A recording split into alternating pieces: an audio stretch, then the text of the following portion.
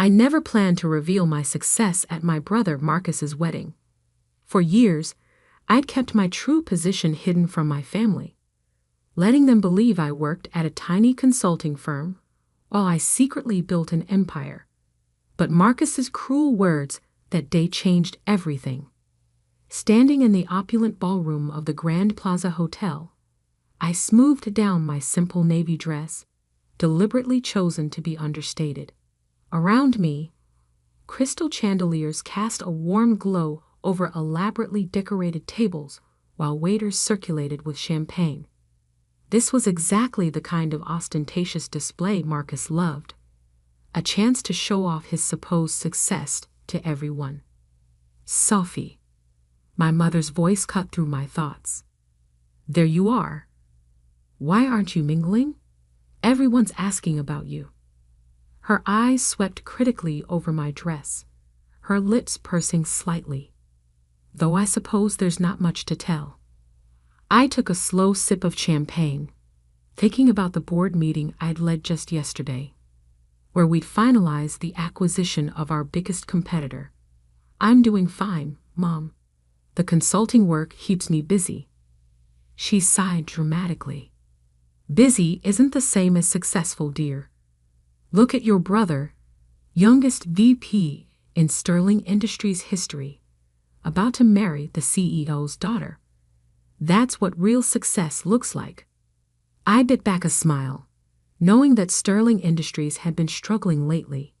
In fact, they'd been desperately trying to arrange a meeting with my company's CEO. Me, for months. But of course, my family didn't know that. They didn't know that the tiny consulting firm I supposedly worked for was actually Aurora Consulting Group, one of the largest business advisory firms in the country. And they certainly didn't know that I wasn't just an employee. I was the founder and CEO. Sophie. Marcus's booming voice interrupted my thoughts. He strode over, champagne in hand, his new bride Jessica clutching his arm. Still hiding in corners at parties? Some things never change. Jessica giggled, adjusting her designer dress.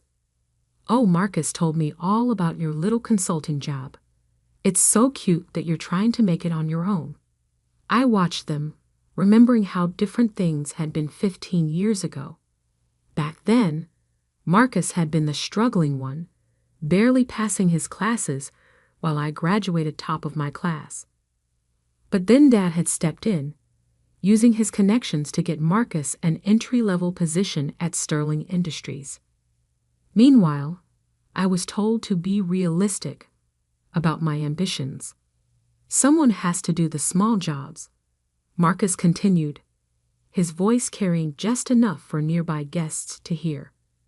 Poor sis, still working at that tiny firm while the rest of us are making real careers.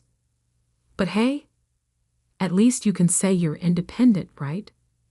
Jessica laughed again, a sharp sound like breaking glass. Oh, darling, be nice.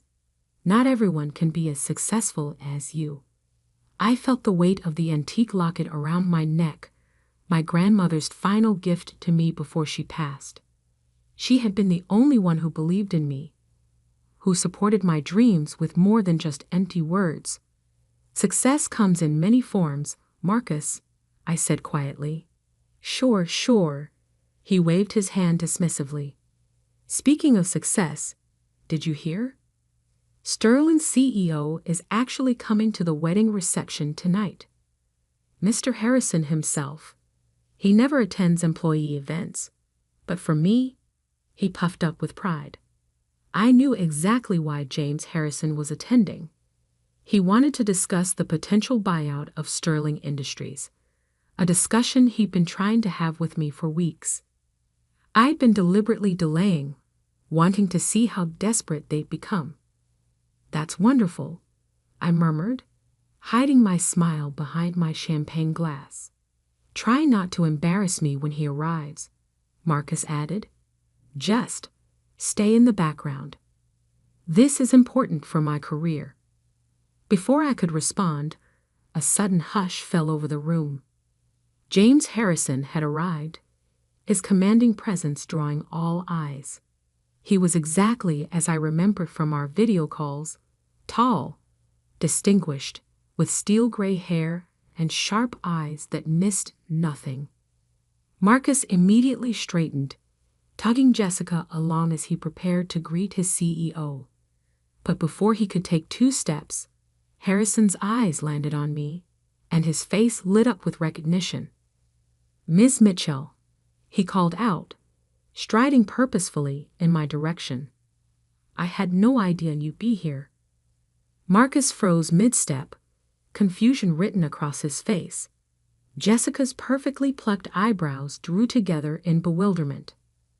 "Mom," Harrison continued as he reached me, extending his hand respectfully. "We've been trying to arrange a meeting for weeks. I didn't expect to run into you at an employee's wedding." I could feel Marcus's eyes boring into me as I shook Harrison's hand. "Hello, James. Surprised to see me here?" "Why wouldn't I be? It's not every day you run into the CEO of Aurora Consulting at a company wedding."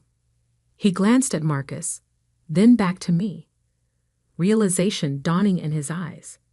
Unless... Wait, is Marcus my brother? I confirmed, allowing myself a small smile as I watched the color drain from Marcus's face. Though he didn't know about my position until just now. The silence that followed was deafening.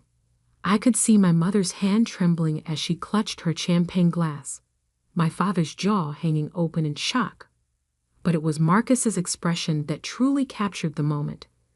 A mixture of disbelief, embarrassment, and dawning horror as he realized he just spent the last hour mocking his boss's boss's boss.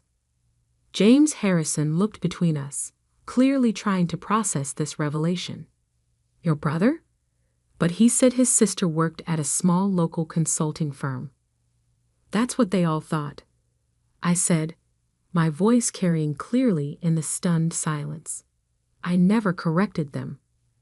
Jessica's wine glass slipped from her fingers, shattering on the marble floor. The sound seemed to break the spell of silence, and suddenly everyone was talking at once. But I kept my eyes on Marcus, watching as his carefully constructed world of superiority crumbled around him. This wasn't how I planned to reveal my success, but as I stood there, watching my family's perception of me shatter like Jessica's wine glass, I realized that sometimes the best moments in life are the unplanned ones, and this moment?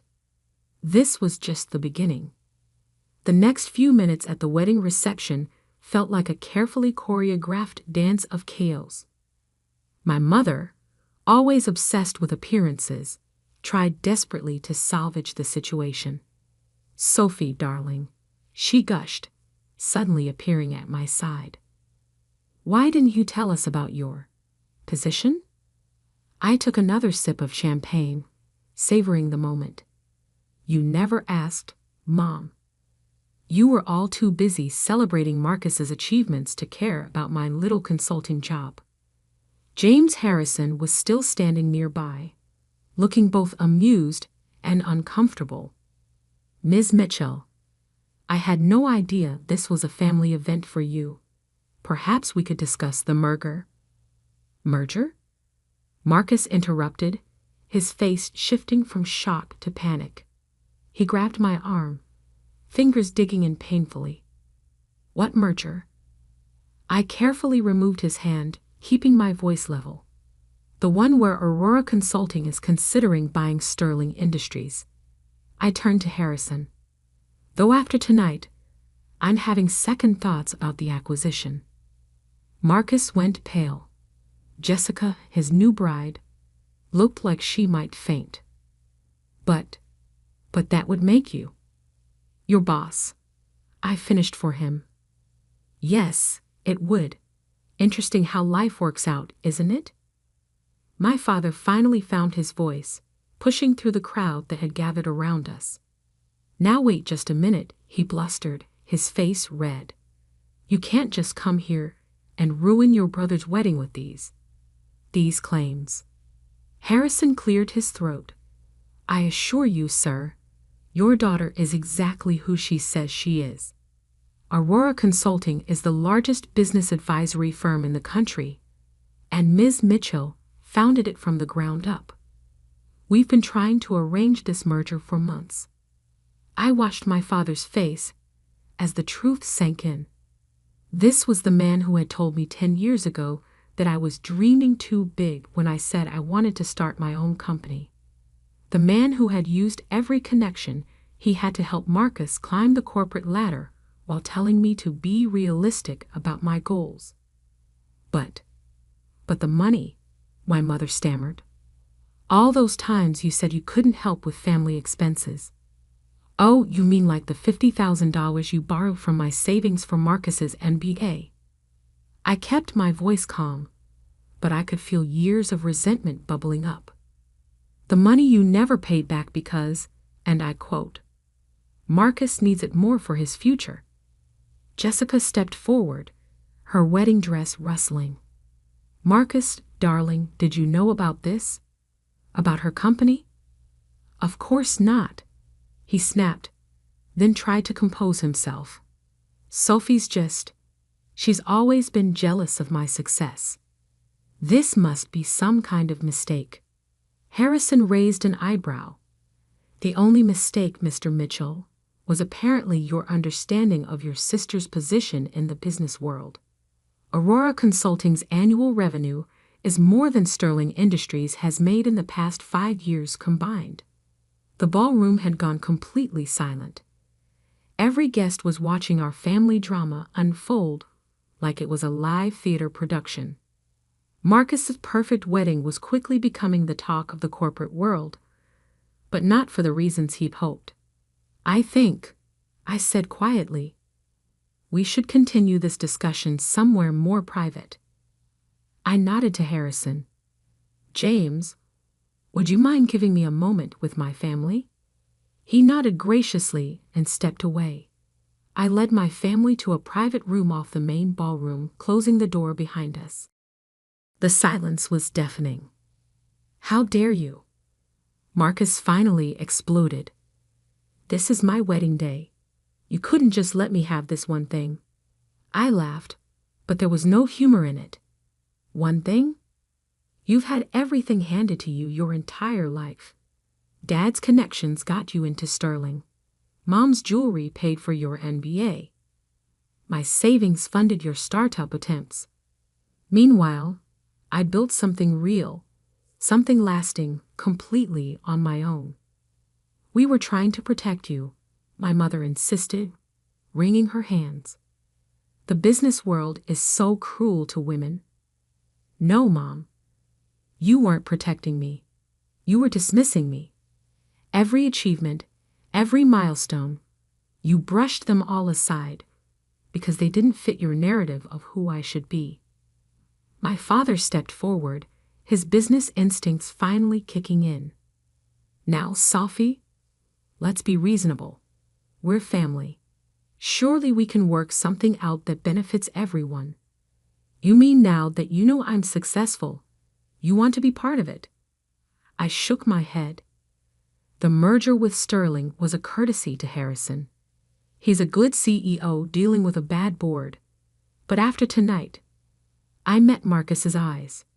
I think it's time for some changes. You can't do this, Marcus whispered, his arrogance finally cracking. My position, my future.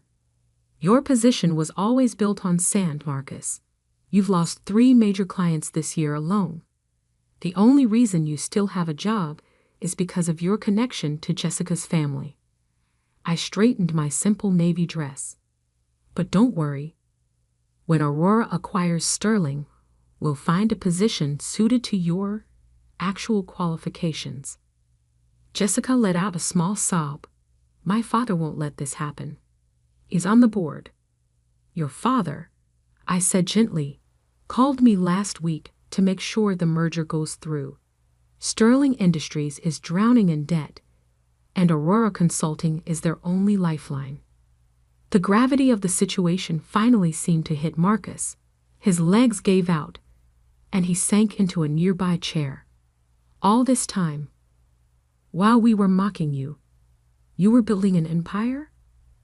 I tried to tell you, all of you, so many times, but you never listened. You were too busy planning Marcus's next promotion, too focused on maintaining the perfect family image. I moved toward the door. Well, now you know the truth. And things are going to change. Sophie, please, my mother called out as I reached for the handle. We're still family. I paused, my hand on the door. Family? I turned back to face them. Family supports each other. Family listens. Family doesn't mock and dismiss and tear down. You weren't family when I was struggling. You don't get to claim family now that I'm successful. With that, I opened the door and walked back into the ballroom, leaving them to process the new reality of our family dynamic. Harrison was waiting for me near the bar, a knowing look in his eyes. Shall we discuss the merger terms, Ms. Mitchell? He asked quietly. I nodded, a small smile playing at my lips. Yes, James. I think it's time to reshape Sterling Industries, starting with the management structure. As we walked away to discuss business, I could feel my family's eyes on my back. The simple navy dress I'd chosen to seem understated now felt like armor. They had spent years underestimating me, dismissing my achievements, treating me like the family disappointment. But now they knew exactly who I was. And this was just the beginning of their education. The weeks following Marcus's wedding were exactly what I expected, a hurricane of family drama, desperate attempts at reconciliation, and not-so-subtle manipulation. My phone buzzed constantly with messages. Sophie, darling, let's discuss this like family. Mom, your brother is devastated. How could you do this to him? Dad, we need to talk about my position at Sterling. Marcus, my father wants to meet with you. Jessica.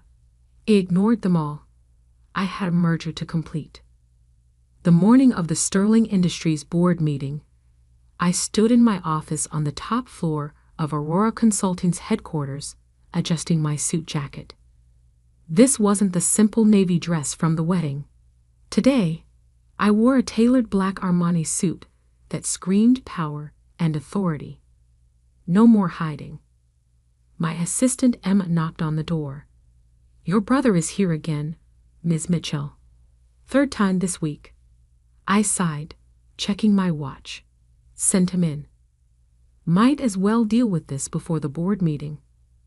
Marcus walked in, looking disheveled, a far cry from his usual polished appearance. His designer suit was wrinkled, his tie slightly askew. Sophie, please. You have to listen to me. I'm listening, I said, sitting behind my desk. Though I'm not sure what's left to say after your 20 voicemails and 37 texts. He ran a hand through his hair. Look, I know I was awful at the wedding. I know I've been dismissive of your work. But you can't just take over Sterling Industries. My whole life is there. Your whole life, I repeated slowly, was handed to you. Every opportunity, every promotion, every success, it was all arranged by Dad or bought with someone else's money, usually mine. That's not fair. Not fair. I stood up, placing both hands on my desk. What's not fair was using my savings for your MBA, without asking. What's not fair was mocking my tiny firm while I built an empire. What's not fair was treating me like a failure while I succeeded beyond anything you could imagine. I'm sorry, he whispered, and for the first time, I thought he might actually mean it.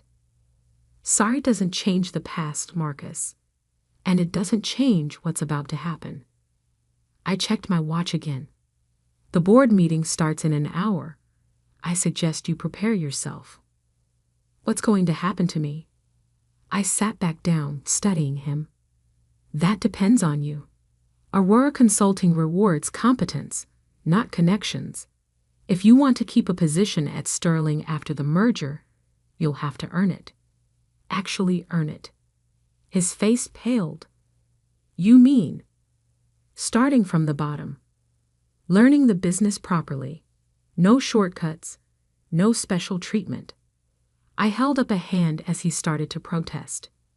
It's that or severance. Your choice. Just then, my office door opened again.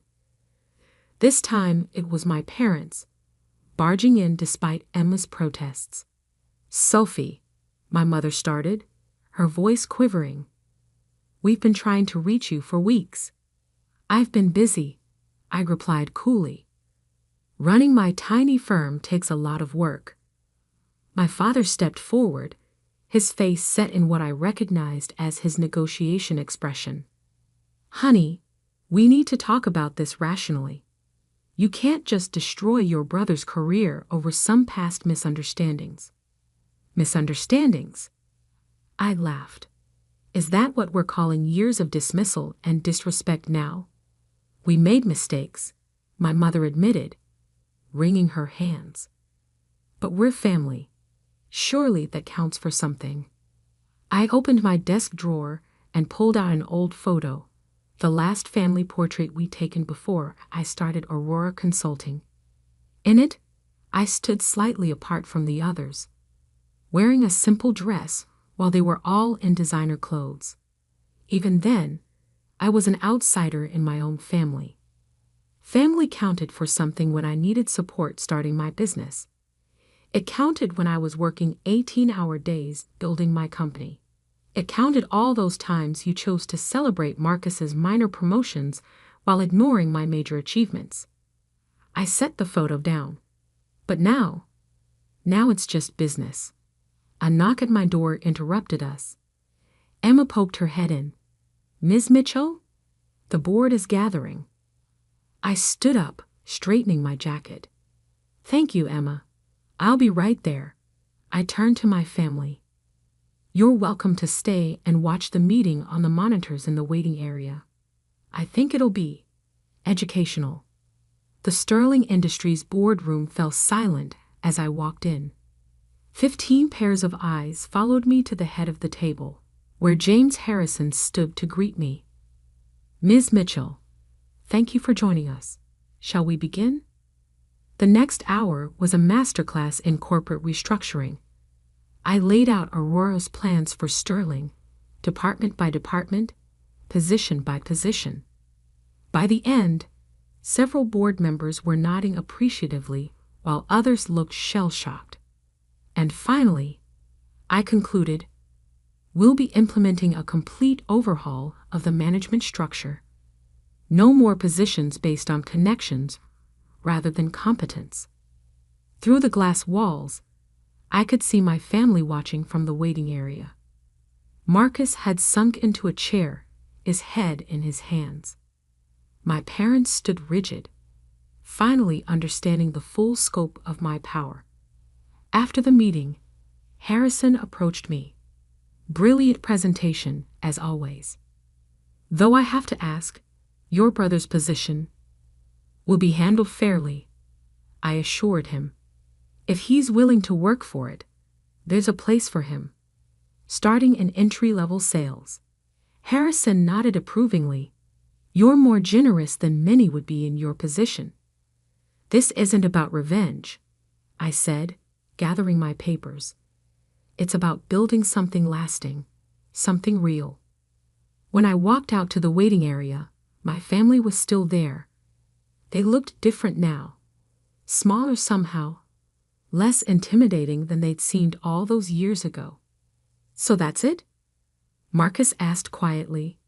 Everything changes just like that. Everything changed years ago, Marcus. You just didn't notice because you were too busy looking down on me. I turned to my parents. The company will be sending over new employment contracts tomorrow. I suggest you all read them carefully. Sophie, my mother stepped forward, tears in her eyes. We were wrong about you. So wrong. Can't we start over?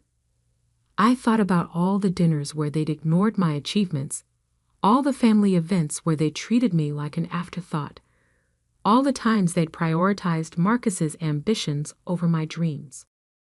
Starting over would mean forgetting the past, I said finally, and I don't want to forget.